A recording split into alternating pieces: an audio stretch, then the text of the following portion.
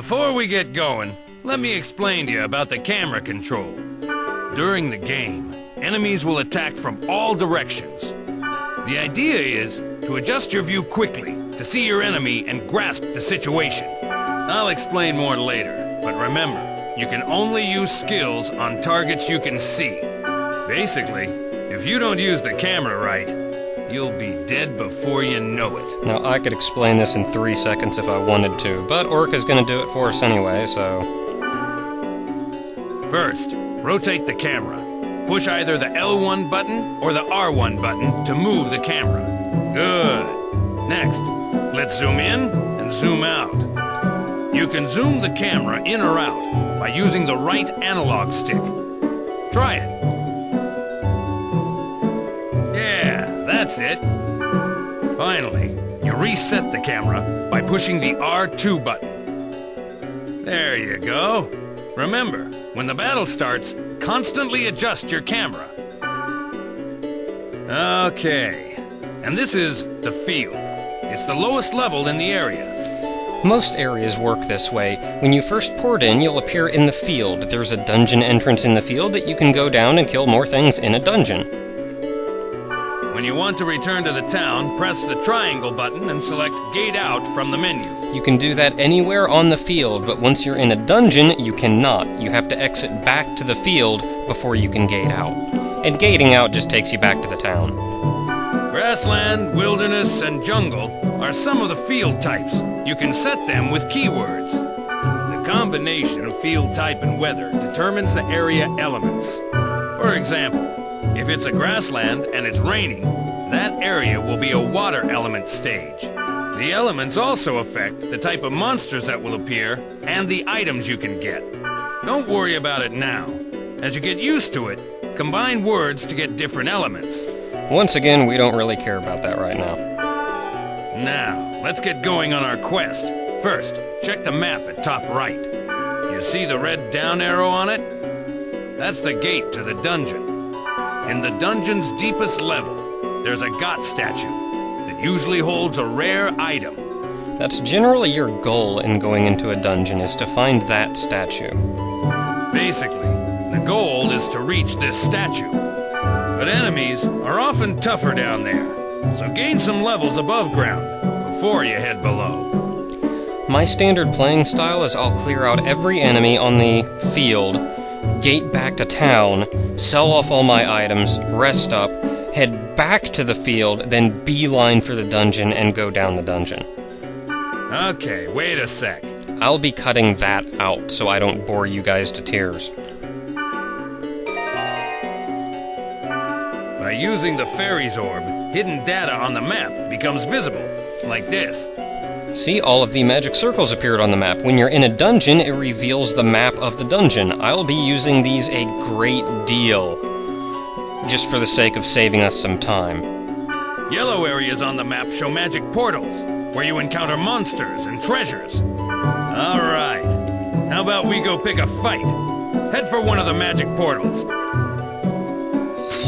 And they don't let me run.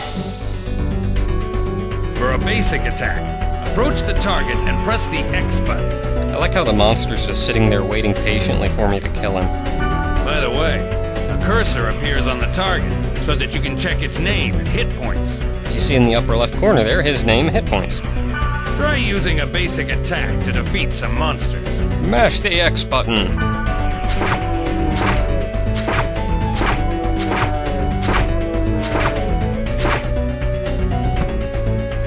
Started to get the hang of it, right? Okay, let's try using skills. And I was missing far more often than I wanted to. Again, experience is not distributed amongst the party. You get a base amount of experience. Everyone gets a base amount of experience depending on what enemy you kill. Seeing as Orca is level 50, he'll be generally one-shotting everything out here and getting 1 experience. And we can tag along and do absolutely nothing and still get 60. Press the triangle button to open the menu, and select Skills. Okay then. Choose Repth from the list. Now there's a lot of different types of skills. Attack skills are melee, where we just run up and beat the tar out of an enemy. Magic attack, recovery, buff, debuff, and he wants to use rep, even though we didn't get hurt. When the target cursor appears, select the target and press the X button to execute. That's it. Pretty easy, huh? You can target a party member for recovery or remedy skills, and the enemy for attack skills. Make me waste my SP. Remember, you can only apply skills to targets within your view. SP recovers over time, though, and it recovers as a percentage. So it always recovers at a set pace, so you don't have to worry too much about running out of SP. Before using a skill, adjust the camera so that your target comes into view. Well, you must be sick of me at this point. It's your turn to tell me what to do by using chat commands. A lot of this is pretty much for my benefit. You guys don't need to know nearly as much as everything Orc is going into. Okay. I'll teach you the command to get your members to heal. Okay then. Press the square button to open the menu. I swear this is going to get more entertaining soon. Next, go ahead and choose First Aid from the menu. Because everything else is grayed out. We can also set general strategies. Union Battle has everyone in your party attacking whatever monster you attack. Follow Me has them all following really close to you and only attacking an enemy if it attacks first. Then we can go to Orca there and give him a specific command. He wants us to go here, though, and go to First Aid, which is just telling your whole party, Cure.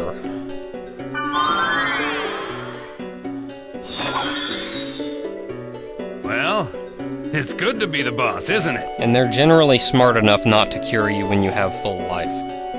If you use it well, you can bunch up on the enemy, or give separate orders to each party member. When you add new members to the party, try various chat commands to see their effects. That's it for now.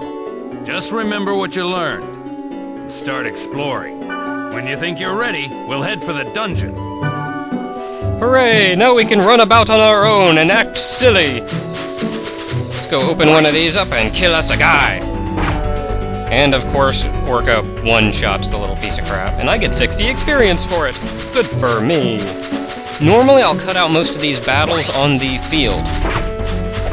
Just because I'll be warping right back to town and then skipping them the next time I'm in. Give me a map, god dang it, where's my next portal? There we are. But since there's only a couple, 3, 4 portals here, and ow, jerk! I will cure myself! Because I don't like being damaged.